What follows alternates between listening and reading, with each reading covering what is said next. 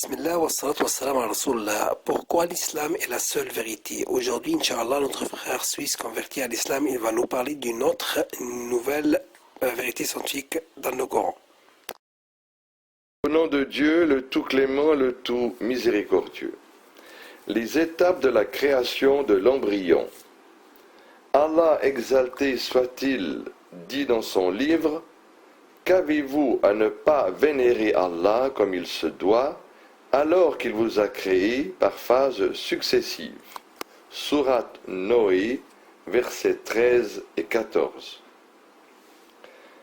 Vérité scientifique. La première personne à étudier les embryons de poulet à l'aide d'une lentille simple fut Harvey, et ce en 1651. Il étudia aussi les embryons de daim. Vu la difficulté de visionner les premières étapes de la grossesse, il soutint que les embryons ne sont que des sécrétions utérines. En 1672, De Graaf découvrit des follicules dans les ovaires que l'on appelle encore les follicules de De Graaf. Il constata aussi des cellules dans les utérus des lapines enceintes qui ressemblaient aux follicules susmentionnés. De Graaf en déduit alors que les embryons ne sont aucunement des sécrétions utérines, mais qu'ils viennent plutôt des ovaires. Ces créatures minuscules constatées par De Graaf n'étaient en réalité que des cavités dans les masses des blastocystes.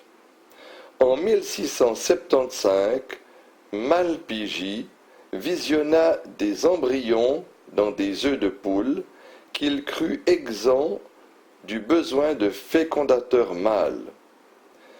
Il crut que ces embryons étaient des êtres en miniature qui croissent et qui n'évoluent point suivant des étapes.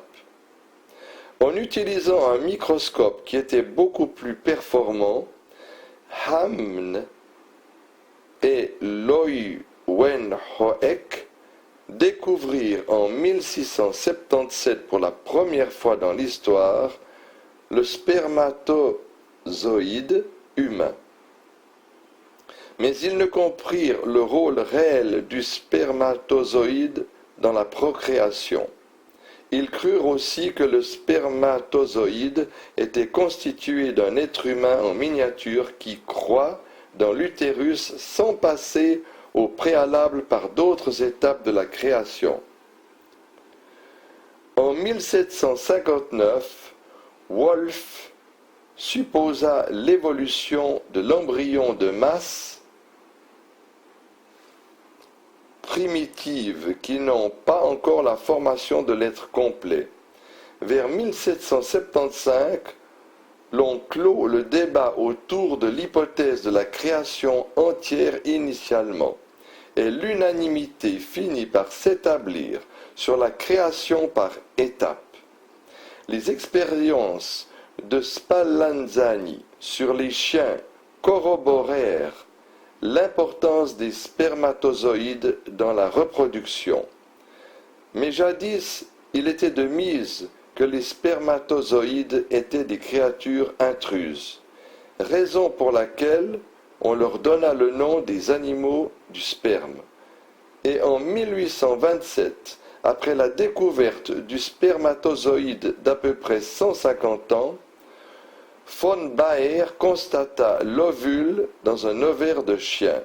Puis en 1839, Schleiden et Schwann eurent l'assurance de la formation du corps humain à partir d'unités vivantes fondamentales et de ce qui provient de ces unités. L'on donna le nom de cellules à ces unités, après quoi il devint facile de comprendre la réalité de la création de l'homme par étapes. D'abord à partir d'une cellule fécondée qui résulte de l'union du spermatozoïde et de l'ovule. Aspect miraculeux de ce verset.